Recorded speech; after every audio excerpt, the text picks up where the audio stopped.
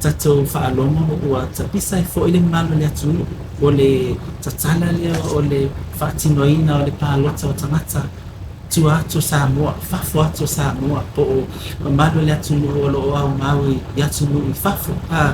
sa o le silava enga lea ale o le teuteuina tulafono ina ia mawhaia ele komisina ma le ofisa o whainga pālota o na whaatuina ia ni whale pālota fafo atu Samoa whaatino mai ai pālota tangata uanga maa ai pālota ma o ai inga fo i lea ua whapeona fuafua i teuteuina leo tulafono wha ia atunuu o lo ua fuafua mata ai ia le whaatinonga lea pe a whaapea ai pāsia le pālota mai o tangata i fafo mai atunuu i fafo o le atunuu mua o New Zealand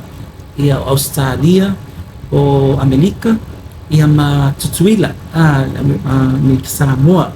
ma o le fuafuanga ua tangata mai ai ma ali ofisa ina ia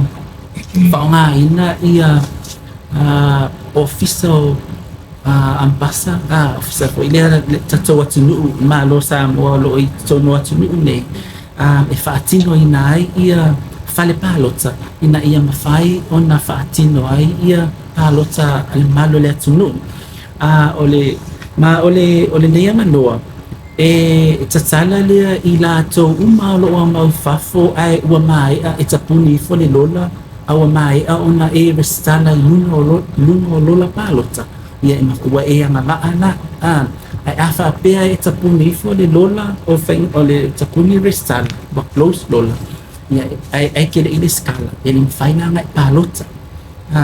o le sifo ia manoa e tatala lea mo whanau le atunu o loa o ngai fafo ai fai fole le aso pālota o lai fafo i o le avanoa na le mwhai ai o na whaatino na to pālota mai atunu lea e whai au pe a whapea e pāsia le vaenga le tulafono ia o le si vaenga ia mo le malo le atunu o loo na malanga atu inga venga whaavaitaini e mawhai o na whaatino mai la to pālota mai atunu ia ua ia e mai se lava New Zealand Australia ua pe o atunu ua ia le to atele ia le malo le atunu o loo marue e inga venga whaavaitaini ai mo le silafia e iai le ai inga o le pālota mai fafo e se ilonga ua e iai le piliota e tatala i le mamalo le atunu e te talo sanga mai ai e te talo sanga mai e te fia pālota mai fafo e tu salava pe bo mai a ona e restala i lungo lola loa iai lu suafa ai e tatala le piliota e mawhaio e te tau ona e se ilonga e ke le skala mai apalai mai e te fia whaonga ina le vanoa le te pālota mai fafo fatu a mawhaio na e pālota ai ale ai e susu mai ai nei i Samoa e whaatino ina ai le pālota so o peo mo le sinafia mo le whamamlama tibi mantua le taimi nei o le hai o mai malanga mai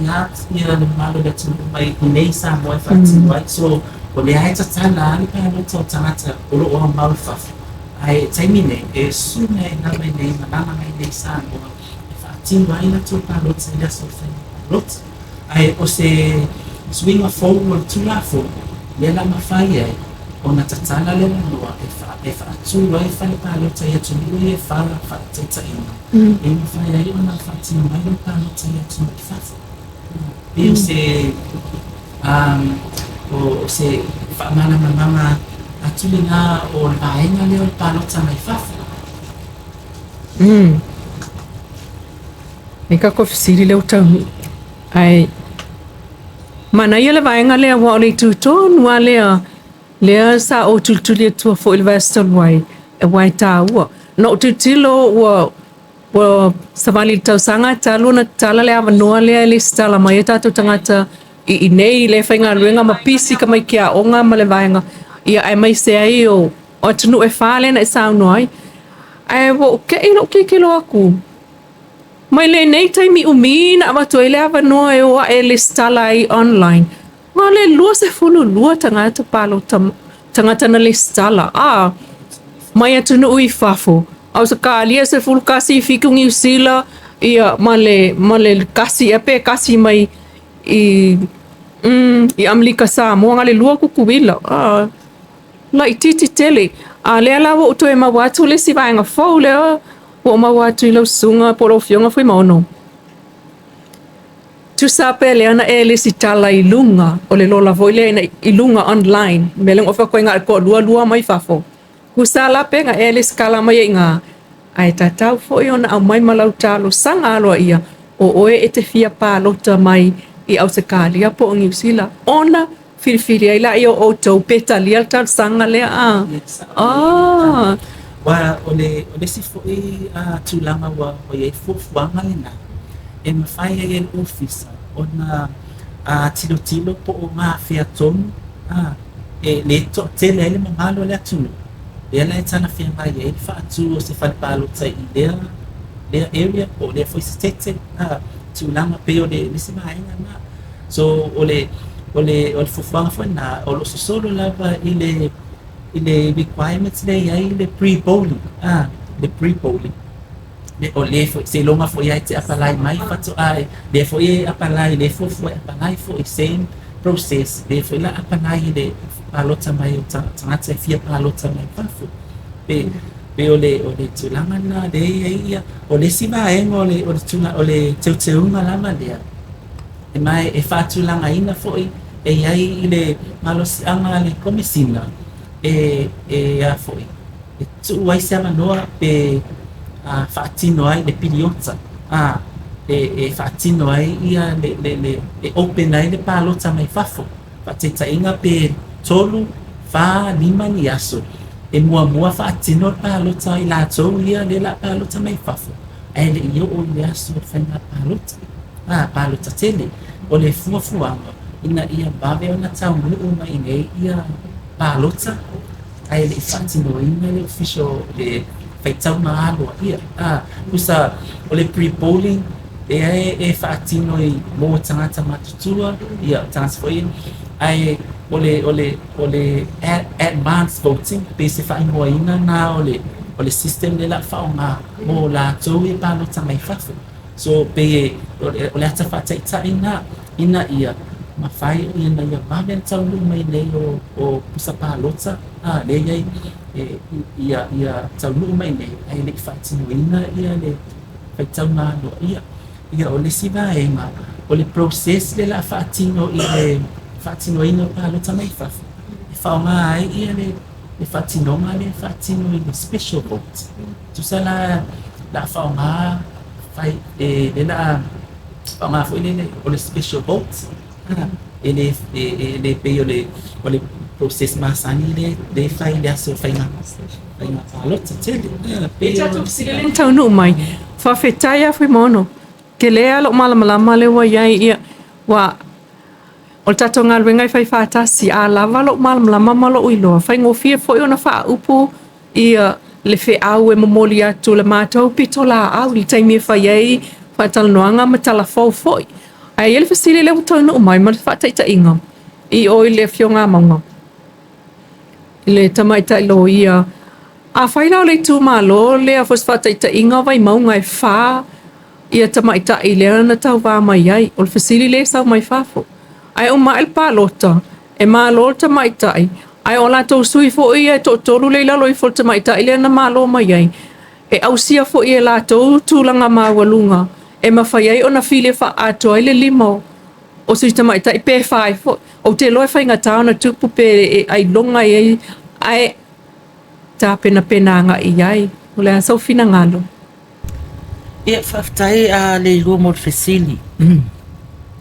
I le tūla whono le taimi nei, e le mawhai o na whiliwhilia se to o rua a whapea e awea se whapea o whiliwhilia mai le whainga pālota o se tamaita. Ai nei te i ua peane pe o vaenga le u whafo ia sui tamaita ia e highest lako e maurunga la tu pasene o le taimiane tu la fono lo iai a mai si tama ita mai sesi tu malo ele o mafaina o mai tama ita sto o dua i se tu malo itasi o tu la fono na taimi le iai taimi nei o le tu la fono le wa le a teu iai ia o vainga tonu ana o lo tau o taimi la nei o vainga tonu manatu ia ia mai to e fatupu manatu wai i vainga scenario se e va ai ai po tu langa fa pena fa fea ai tu mai se su ta mai ta ai se su i se tu malo fa ai to fa pe to todo e ono tupu e ono tupu e ai foi festi fa pe o tu ina mai fa fea ai fa pe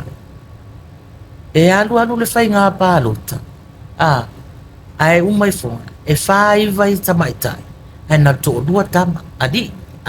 se tas o isi na vaenga o tu ina mai fo i manato mamalo le tunu ia le o fa ma uma e to e va ai ma to mati e to va ai e ma to fa tu langa e fo ia te un tu la fono ia ai le to tu ina tu fo ile malu kapineta fa tai mo fasili fa tu manato o le taimine tu la fono na o lo ia taimine o tu langa na o lo ia ai e ta ua fo o le la fa mau o lo ia le mato vainga o lo fa longo mai fa mau uma manatu ia ma fasili fo ia tu ina mai ele malu le tu no pe tu ina mai o te lo se ta se vainga ta ua o le OCV o le out of country voting o te lo o le vainga le o le anga va o le ale anga va ai ma fai o na avia o e matangata palo ta mai fafu o lo ia te tonu nei te unga e te tau ona e te tau afa pe especially lava i tangata o lo ono fo mau ia tu ni fafu o fa pe ona e fi fatino mai fafo lau palota ia o te tonu le 5 tau sanga o lumana ia le tu ina mai o lau tar sanga e fia fatino lau palota mai fafu sa te tau ona e fio mai pe te malanga mai nei Samoa fa alua i le pibiota le fa the general election or 5 years pa pe mai o le fatua e sau nei i le pe o sau nei pe o pasia tu la fono e sau lo nei e tal sanga mai o te fia palo ta mai fafo ia o i la le taimile mai lau tu tal sanga ke autna i tua pe na e malanga mai Samoa i le 5 tau sanga ua mawai o le aiainga na o lo mai le teu ngol tu la fono po le na foi pe a fa pe na le fa atasi na e malanga mai ai na umi sau ta faonga pe na umi foi sau se no foi nei Samoa e los futasi ana i lunga i el taimi o lo tu mai tonu i le teuteunga nei sa fa pe ona e ala lai nei Samoa i lau ta faonga na pe se ia inga na o lo ye te tonu teuteunga lea e va ai pe va ai foi le ofisa pe tu ina mai tal sanga ye mai si va inga le wa umo na to lau tu e fui maono pe fa pe o se tanga tau lo pa we fa vai taimi those are temporary those are the temporary you know people travelers but the migrants or the permanent ones are currently fafu yatunu fafu o ye inga la na ye len tu ina tu muli o lo fa